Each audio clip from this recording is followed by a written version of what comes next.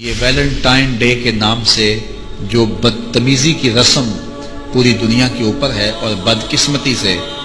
وہاں تو اتنا اس کا زور شور نہیں ہوتا ان ممالک میں جتنا پاکستان اور دیگر اسلامی ممالک میں ہوتا ہے، اور یہاں وہ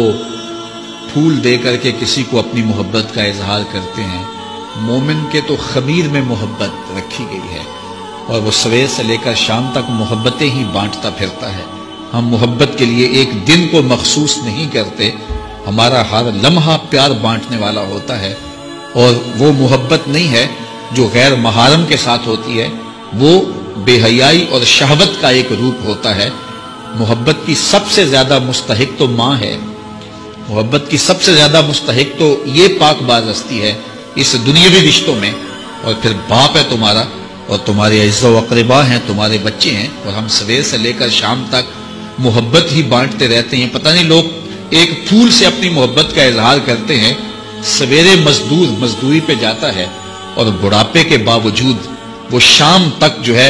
وہ اپنے کمزور کندھوں پر اور کمزور وجود پر جو ہے وہ بوریاں اٹھا اٹھا کر کے شام تک مزدوری کرتا ہے، اور شام کو جب وہ واپس آتا ہے تو وہ دوپہر کا کھانا بھی تھوڑا کھاتا ہے کہ میرے پیسے بچ جائیں، اور بعض اوقات وہ پیدل چل کے آتا ہے۔ تو کیا اپنی اولاد کے ساتھ محبت کا ثبوت اس سے بڑھ کر بھی کوئی چاہیے؟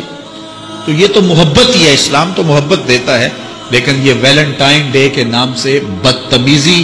اور بھیا باختگی کا ایک پروگرام ہے۔ مسلمانوں کو ایسی رسمیں، اگرچہ ایسی رسموں کے نقصانات نہ بھی ہوں جو مغرب سے آتی ہیں یا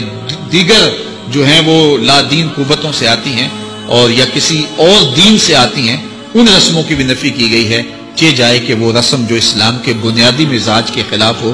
ہر دین کی کوئی پہچان ہوتی ہے، اسلام کی پہچان حیا ہے، اور اگر آپ مجھے پوچھیں کہ اسلام کا دوسرا نام کیا ہے تو میں کہوں گا اسلام کا دوسرا نام دین حیا ہے۔ تو ہمیں تو اس کا سبق دیا گیا ہے، تو ہمیں اپنے بچوں کو بھی اور اپنے ملنے والوں کو بھی سختی سے، نفرت کے ساتھ اس کی نفی کرنی چاہیے۔